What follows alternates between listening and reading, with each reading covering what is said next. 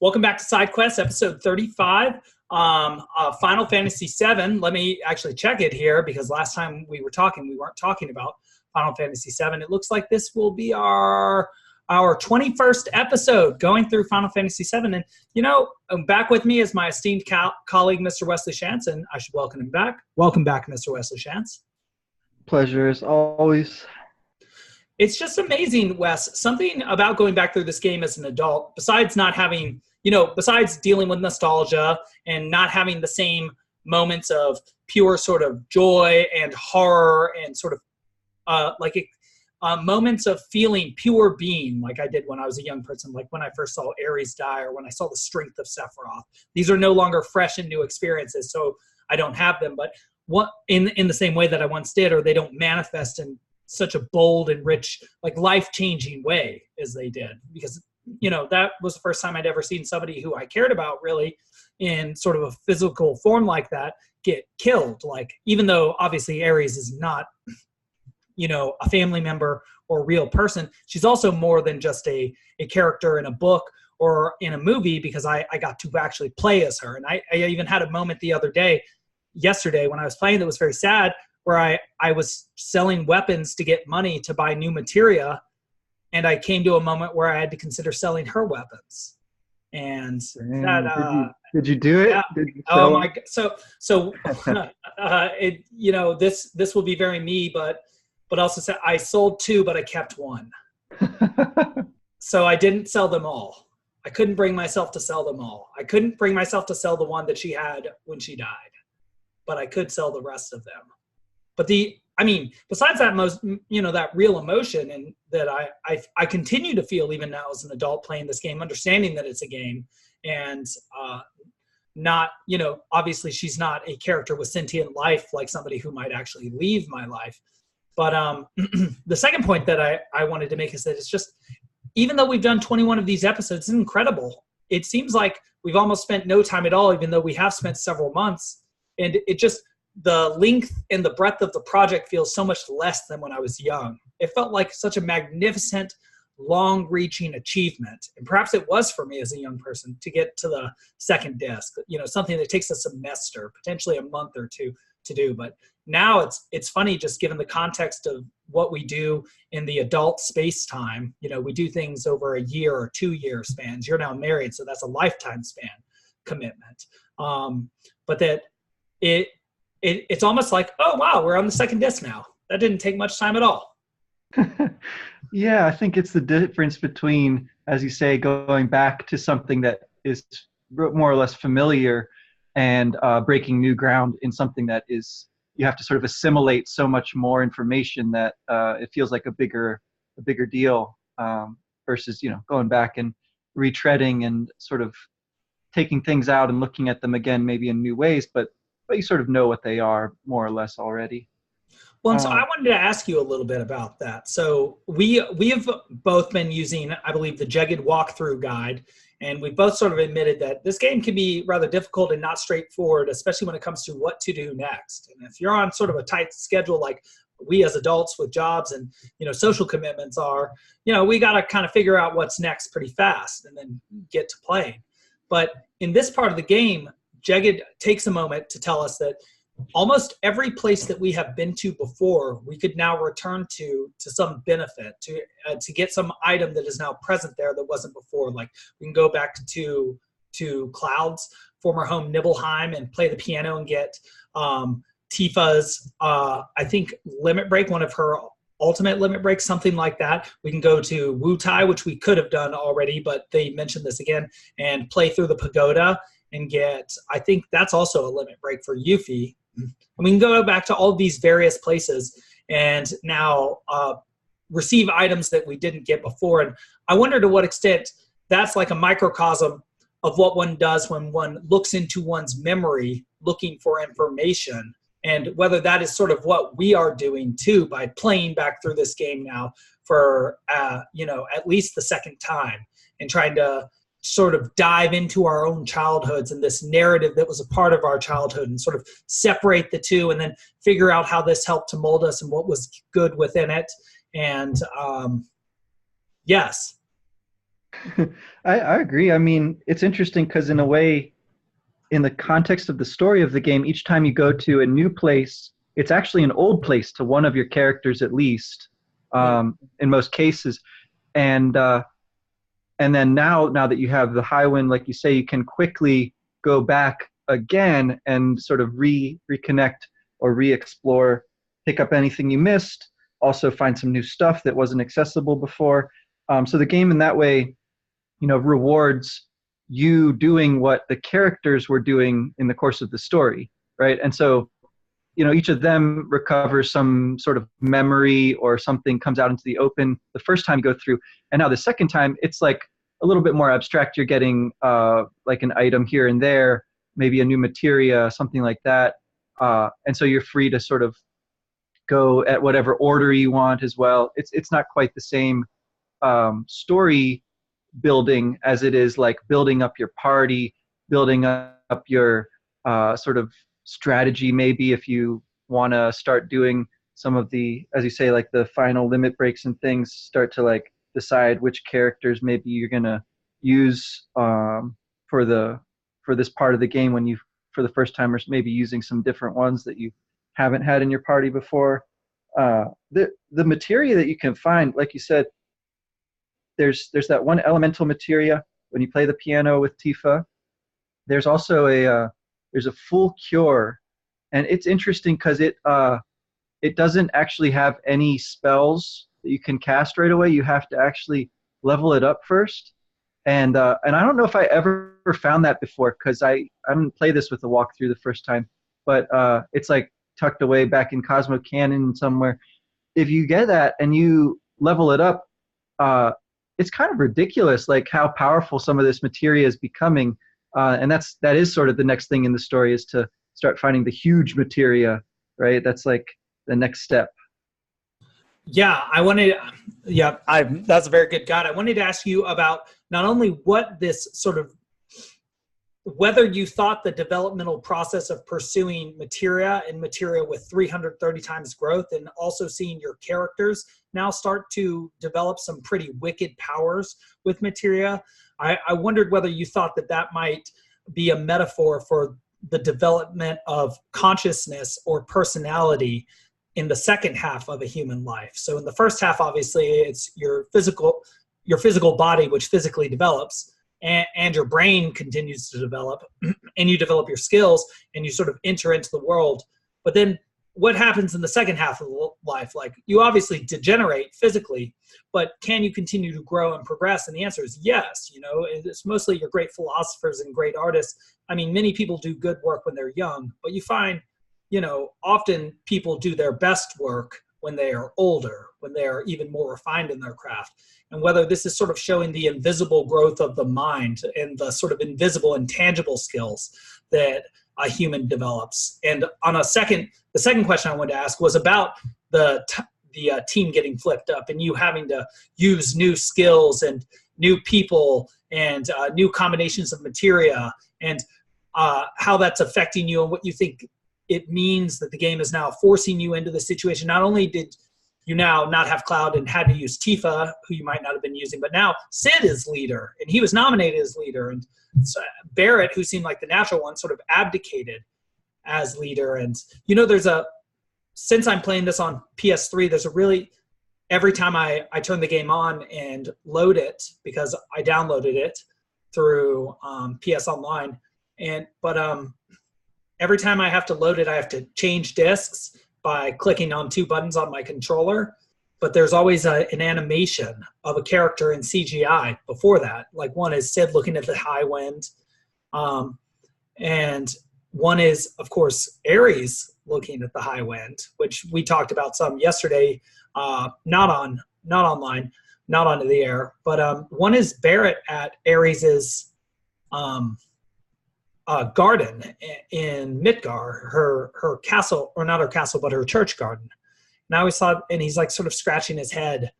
And I thought that was really interesting to connect with him deciding not to be a leader, that it's almost like he's seen that he's like this sort of like, tough guy thug, but he has a daughter who he's adopted of his own merit. He's mature enough to think he's no longer a leader, which, you would think is the sort of attitude that would make someone a leader. That's Platonic, right? It's the man who doesn't want to lead, who should lead. And so perhaps he really does have that, but also just it's a very tender image of him, sort of looking like he's dealing with his emotions for somebody who is so sweet, who you would have never imagined that he would have ever hung out with either. And such an interesting, like we talked about so long ago, diverse group of people brought together by one cause, and just sort of scratching his head at that. And so I guess I wanted to ask about using these new characters and whatever it is that I asked about first. Hopefully you didn't forget, because I'm beginning to. I think it was kind of about like stages in your life. Yes, yes, you're right, with the materia growth. Right. Very good. You're better than I am. Better man than I am, Wes. I just I think I've had a fair bit of practice at this point. No kidding. The point you're at in the game here is like, so some of the materia that you might have been using a lot is probably either mastered or nearly mastered, depending on like whether you've used a lot of the double growth equipment, and so you might be starting to use some new materia as well as new characters, leveling them up, getting their limit breaks that you haven't maybe had to take that much damage with them, and thus they haven't really developed as many limits. And I think one other aspect of the maturity thing is the sort of having the full game board at your disposal, like we do with the high wind.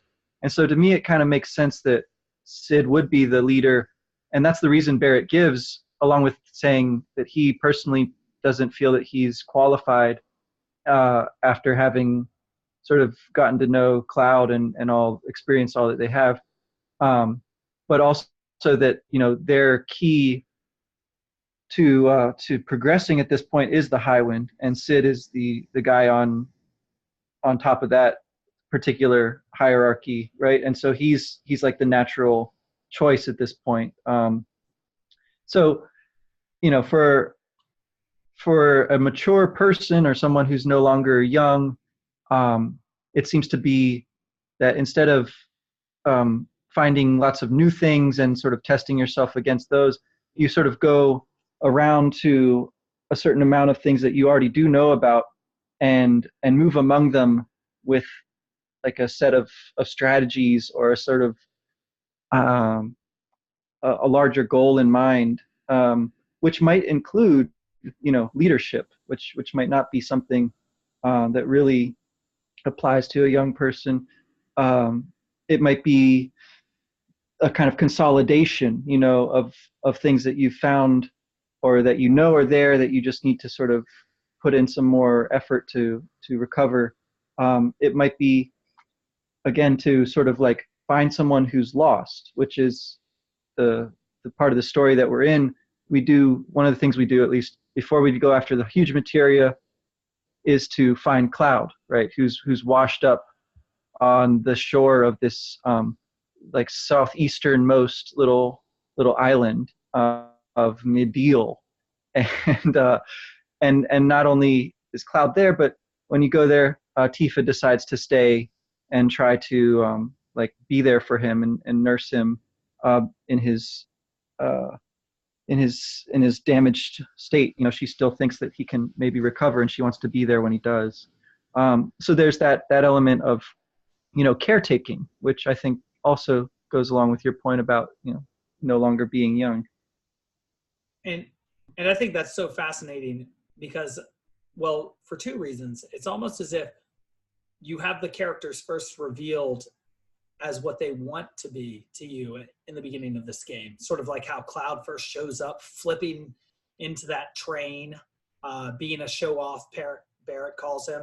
But now we're really getting to know him. And we're really starting to see the character of the individuals that we're playing along with. It's like it is the midpoint of the game, as indicated by the name Mid-Eel, just like Midgar that we start in, Middle Earth. It's as if the game is nodding to us that this is the midpoint. This is the part of the transition, or now we're cascading down to the denouement of the game, and that Cloud has totally lost himself, but Tifa is finding herself because she establishes her value hierarchy and sticks by it, and everybody respects that. I find that so meaningful that she says, I don't care about the world or anything else. I care about Cloud more than anything. I'm staying with him.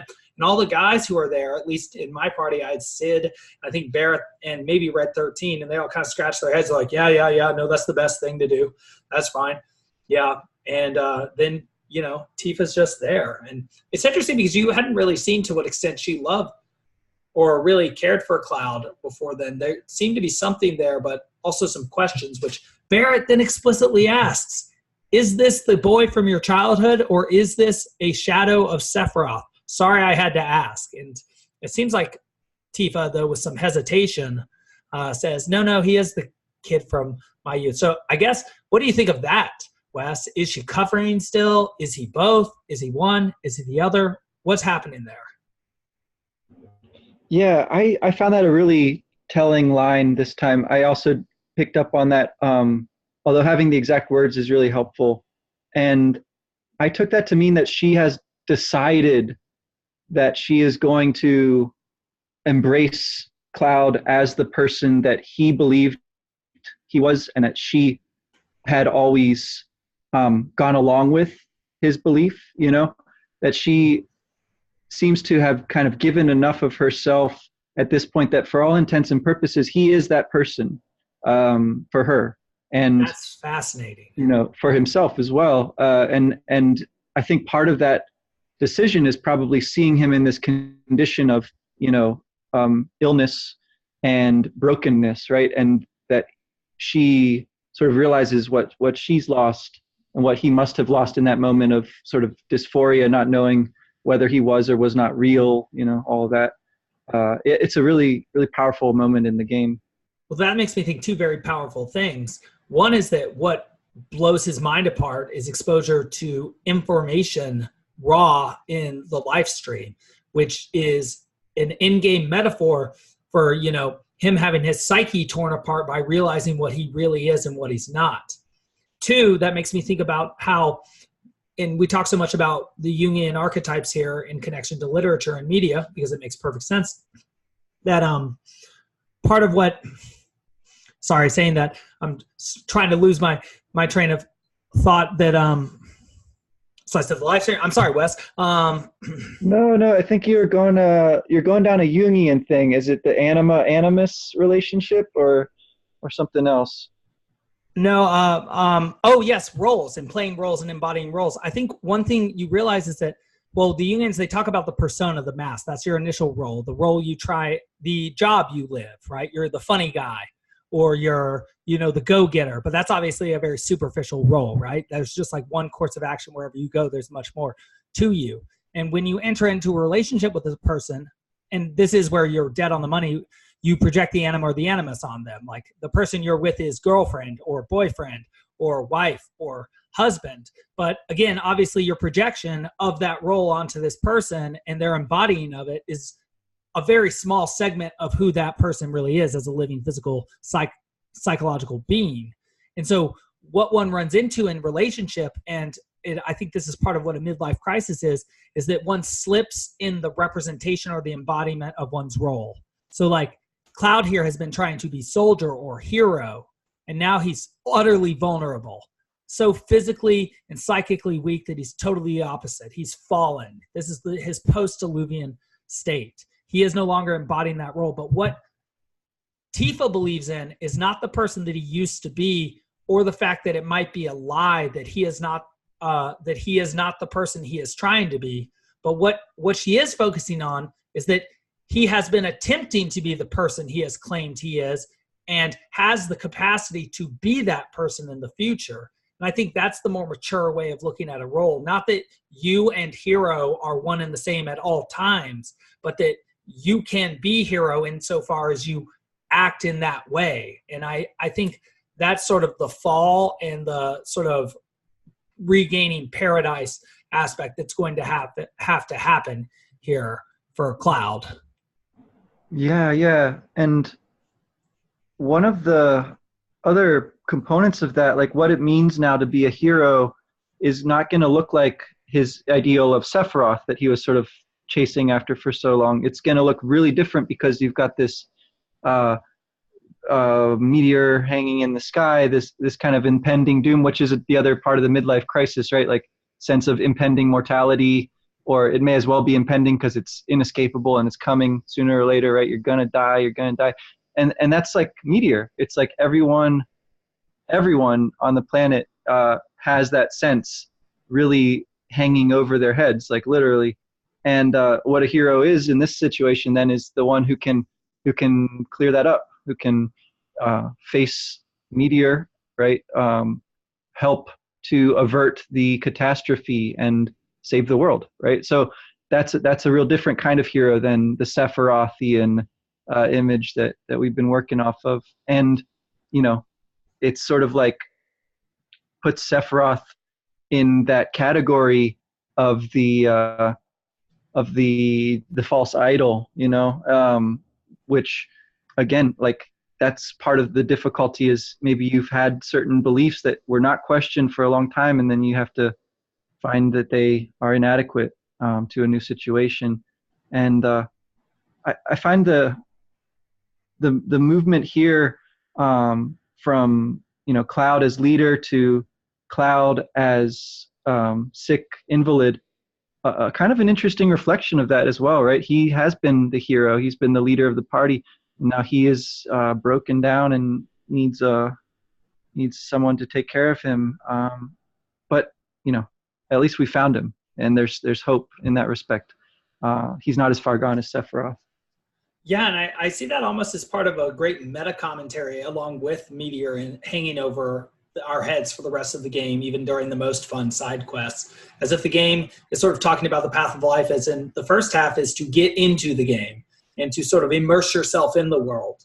But then the second half, and that's like childhood, and the second half, like being adulthood, is a release from the world, that the game is literally telling you there's a clock on your time of play in it, and that there's going to be something you're going to have to find to do afterwards, next. That meteor is going to hit the world, and you're either going to save it or not, but the game's going to be over at that point. So it's almost as if it is saying to you that, all the world's a stage, like Shakespeare says, and during our time on it, we play many roles, but that is precisely what the game is saying. Cloud has been a hero and so strong, but he's also been sort of himself false and pursuing a false idol, and perhaps that's part of his falseness to himself and his lying to himself and those around him. But now he plays, like you said, the invalid role. And that's also true of all of us as humans. Like we'll play the child role, and then we'll have various adult roles. And then, if we're lucky enough to get old, we will play those old roles. You don't get to play a role forever. I think it's part of what this game is telling us as a role-playing game, literally as a role-playing game. You play your roles as well as you can while you play them, and then you have to move on. Like you're saying, those beliefs that are being brought into the new situation are dragging him down into his own personal hell, right? And I think what you're saying is acute and astute for learning how to go from one situation in life to another, or how to deal with, like, say, a tragedy or a trauma, right? Like going from being a walking human who is a cop and walks every day to being, a wheelchair human after something terrible, who no longer is ever going to be a cop. And like, how does a person deal with that sort of thing? And so now Cloud, who thought he was a hero and now is like a discarded failed clone of a hero who's potentially not even a hero, who is so beyond him at this point that he's like a god, whereas Cloud's not even like a person. He's like a puppet. It's how do you come back from that? How do you, like a spider, reconstruct the web, which is your map of reality?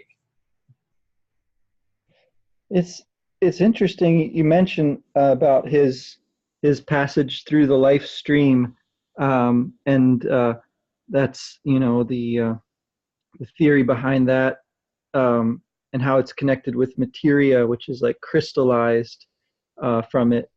That's part of his illness here, that has been like flooded with that sort of information, carried deep under the ground, under the sea, right? And yet he's sort of washed back up and has survived, right? And that's sort of like impressive in and of itself.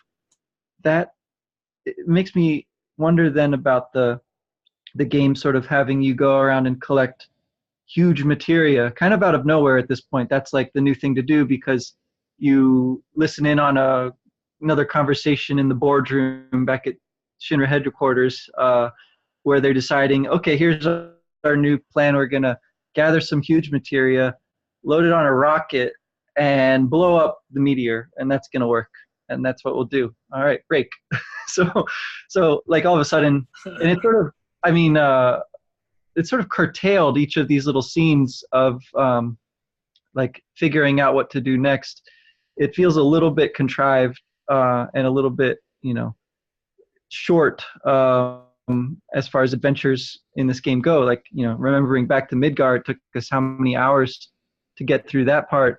Whereas here, each of these huge materia quests is like 10 minutes, maybe. Like, it actually sets that timer on the first one. You have only 10 minutes to do the quest. So that's kind of funny, I guess, like how rich with information Cloud potentially is at this point, and then how sort of shallow the Shinra plan is, and yet it connects with huge materia, right? They're going to take this crystallized thing, which is rife with energy and life and knowledge, right? Ancient wisdom, and they're just going to shoot it in a rocket at their problems and hope that works, So, it does seem like a complete, like, superficial, like, parody or farce of an actual sophisticated solution, because on the one hand you do have something that, if you were to understand it, is obviously one of the most valuable things in existence, and that it is calcified, hardened live stream. And we hear about the huge materia that is 330 times stronger than the materia that we have, which, wow, that's, who knows how much damage that could do.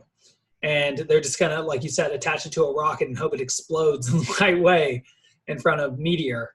And we'll just have to see how that works. But to what extent do you see that as sort of a continued extended metaphor of the sort of unsophistication of the Shinra methodology? They send in the troops to get the huge materia. They're willing to destroy Corel to get the huge materia. They use the Turks to kidnap. They suppress by force. They're sort of sloppy, and they seem to use their strength and wealth in a way that makes me think that they're not going to maintain it. Almost as if Rufus just doesn't quite get it like his father must have in order to accrue that power. Because these solutions they're not good solutions, and they're not working either, right? Because they're not even getting the materia at this point. You, even without Cloud, are foiling, or not foiling, but whatever that F word is for keeping somebody from what they want. You are thwarting them. I guess it's a T word. No, yeah, foiling works, I think. I mean, and throughout the game, Rufus has been a foil to Cloud, right? And so he, in this case, has a lot of resources at his disposal, and I think that's probably part of the hubris, right, of the sloppiness that you see going on. I think there's also something interesting about Shinra where they seem to have forgotten that your party is there, like as a countervailing force. They seem to think that since Cloud is gone, like the whole party must have dissolved, and well, I guess we'll just have to solve this meteor thing on our own, right? There's no consideration of maybe trying to partner with those remaining members of the party at least and do something a little more coherent, Better to kill them. Yeah, right. They, one way or the other, they're out of the picture. So forget them, right? So, and I guess it's also kind of interesting that in that boardroom scene, I don't think Hojo is present, right? He's somewhere else, and right. That also strikes me as strange that they're so even within themselves so disunified, so sort of all over the place, and which is like, again, a weird, like, distorted version of how your party is, where there's members who are not present, but it seems like instead of caring about those people and trying to figure out and learn from them, this incredible information they might have. They're just like sort of making arbitrary decisions in their absence and going ahead with their plans. The correlate part, which is really fun in a way, is again, like, it feels super rushed. It's like you just kind of, it literally is a rush. Yeah.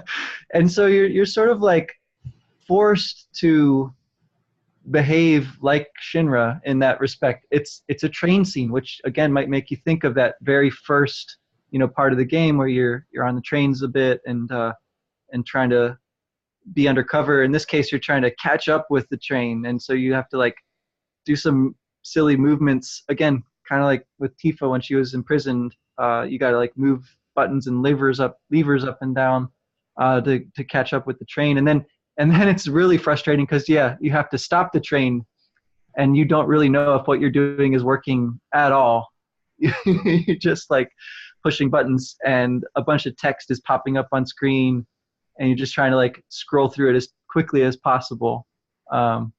It's very Shinra-like. I don't know about you, but it's like I felt like I was spiraling out of control, going faster and faster, and all I could imagine was having the same mistake happen to me this time through the game that happened to me the first time, where I had in this poor town that hated me, I now had a train that had crashed, left in that town for the rest of the game, and thank goodness it didn't happen. But I didn't get any feedback indicating that I was doing anything right, and so I was basically just mashing buttons at some point because it was tough, because you could press 2 buttons to make the lever go up and 2 to go down, and you had to do it simultaneously. So I didn't know if you were supposed to press all 4 buttons at the same time, or just 2 up ones at the same time, or an up and a down one. And so I was just doing everything while Barret is yelling at me. You're not, and while I physically perceive the train to go faster, and it's a harrowing experience too. It is sort of like how life happens without the logos there. If we take Cloud as the embodiment of the hero, who is now without a mind, as the embodiment of the logos, sort of like the Harry Potter figure in the Harry Potter series, so is Cloud here. And so without sort of that perspective and that sort of intelligent and structured way of looking at the world, it is sort of just like crazy things are happening around you very fast and you don't know why, and you're just sort of mashing buttons.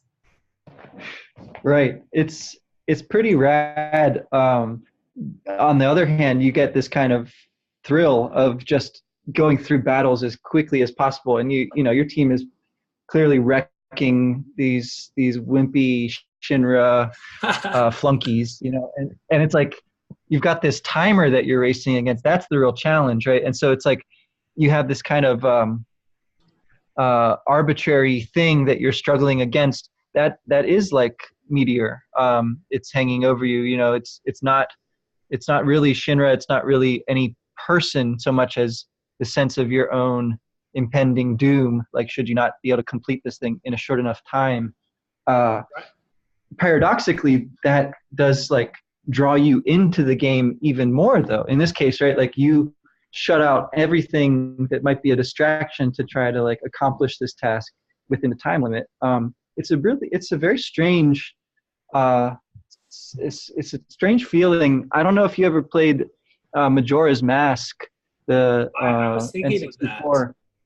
It's got a similar kind of thing where everything is on a clock, and it's like a Groundhog Day kind of thing. And that's one of the most immersive games that I think I've ever played. It's, as far as games go, I think it's a nearly perfect one because it's so interesting thematically, right, but also just in the gameplay itself.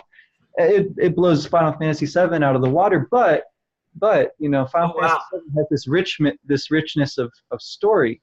Maybe it has something to do with the adrenal glands being kicked in there, because you're on the clock so much. You have to focus in so much deeper, and that really does, and that really makes you connect to the game in a deeper, more meaningful way. And maybe that's how life is supposed to be, and why you're supposed to structure it so that you understand that time is actually super valuable, which is explicitly what Dante says in the Purgatorio, that those who are wise understand the value of time and waste it least. But it also harkens back to the very beginning of the game, because again, we find ourselves on a train, heading towards a train, or yes, on a train, and then we find ourselves fighting Shinra soldiers with a 10-minute clock at our back, just like our very first mission with Cloud fighting against Shinra soldiers, not shoulders, excuse me. Peter Piper picked a pickled pepper. And we had a 10-minute clock set to get out of the Mako reactor. And so now we're doing that again without him. So it's almost like we're repeating the past too in a certain way. There's a recurrence going on. We're in another mid place. We're seeing these trains. We return to Corel again. We're fighting against Shinra soldiers and kicking their butts again. We have this 10-minute clock thrown back on that we get by. And so I just wanted to observe that as well. Yeah, it's this part of the game where it's sort of like recombining elements from earlier in the story.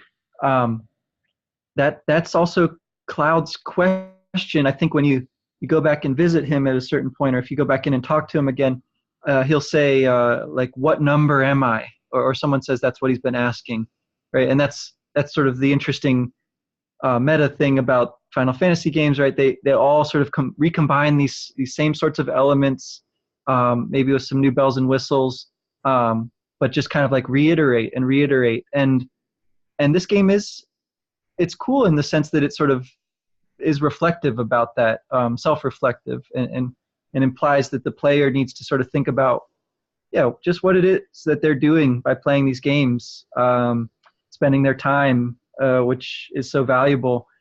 I think that it stands up though, right? There is an interesting thematic underpinning to the story.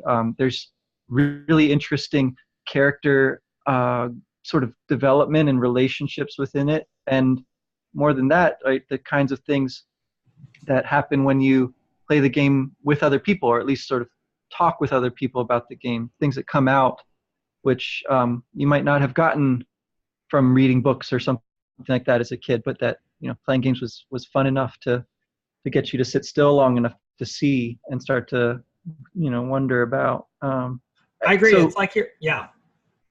No, it's I guess a very strange sort of midpoint, a sort of crossroads or something like that.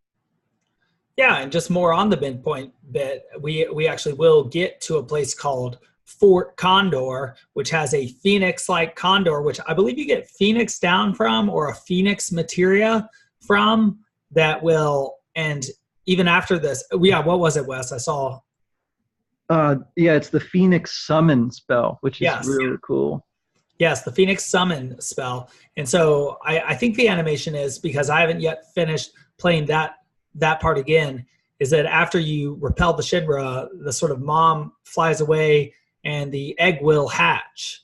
So again, sort of an image of renewal and rebirth at this half point. And it's almost like, just to get sort of meta commentary, and I think our friend Daniel Babcock would appreciate this, that Cloud asking what his number is and forgetting who he is almost as if what he has been realizing and what Sephiroth has been telling him is that he is a puppet, which is literally true. He is a puppet of us, as well as of the fate and the narrative that was written by, a storyteller for Final Fantasy VII. And it's almost as if what he has realized is that he is a character within a game that is being controlled by, players and by the forces of fate, which is actually a theme that gets picked up in Final Fantasy VIII pretty deeply. Like, there are some characters you play as at some point that seem to feel your presence.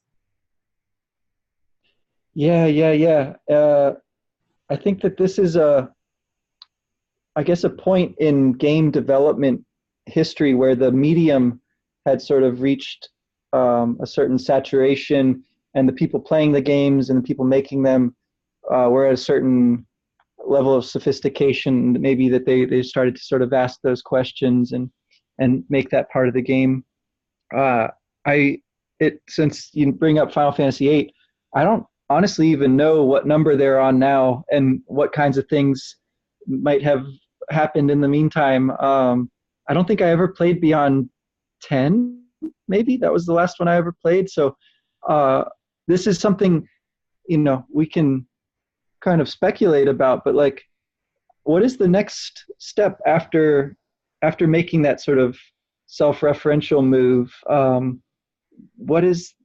do you kind of go from there and make another game? Like, I don't even remember Final Fantasy VIII that well, but it sounds like, having that sort of become a little more explicit is part of it. Having that dynamic of the people in the game having a sense that they're in a game. That's kind of interesting. Yeah, I mean, there does seem that and this is something I'm interested in talking about with maybe a couple more scholars. I would like to talk to somebody who's maybe played 8 through 15 or so. I think we're there at 15, maybe 16 at this point, just to clue us in to what's happening there.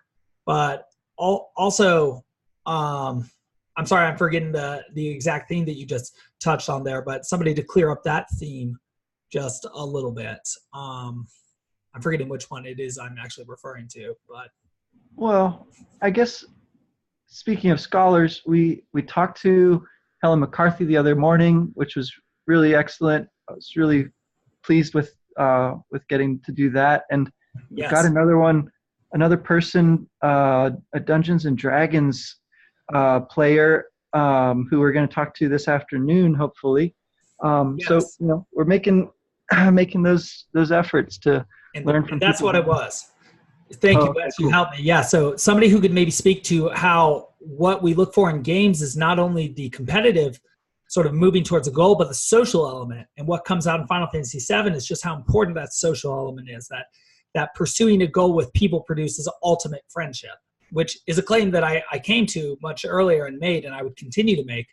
And I think is something that now we're sort of trying to pursue across media as people. Like, what is the best way to gather? The sort of Heideggerian question, or even earlier Christian question, where 2 or 3 are gathered in my name. Like, is it through Dungeons and Dragons, or sort of LARPing, or playing baseball, or doing podcasts? Like, what are the things we gather to do, and for what reason? And it seems like if we can tilt that trajectory up, if we can get as many people putting as much of their efforts into something that makes the world better by our own standards, that produces, with a sense of time and how one's efforts make an impact, that is sort of like, that is the alchemical gold from lead that we are looking to make, that producing that sort of ultimate community endeavor. And that seems to be the question that's being put by these games. How do you do that exactly? That does seem to be the real question in this world. Nice. Yeah. Well, so for next time, Fort Condor, finish that up, maybe revisit Cloud down in Medial, and possibly go on to, I think the next one is the underwater reactors, if I'm remembering right. Oh, wow. And I'll have to avoid that terrifying new Super Shark Emerald weapon in the water. Better not hit him and suffer the terror of Airtam Storm, raining down fire from heaven from underneath the deep blue sea. So I guess I'll try and avoid that Poseidon when we get there. Well, cool. Well, I'll talk to you again in a little bit here. And those of you who listen in, we've been getting a lot of listens lately, and it was really a pleasure having Helen McCarthy on. She was great. I hope we have her on again very, very soon. And we have another one of these today. So we're going to be talking about Dungeons and Dragons, and definitely making some connections between that and Final Fantasy VII. And I have the hypothesis that there is a difference, maybe in degree, maybe in kind, between Dungeons and Dragons and Final Fantasy VII, though they are role-playing games. So tune in for that if you're interested. Cool. Sounds good. Till next time. Thanks.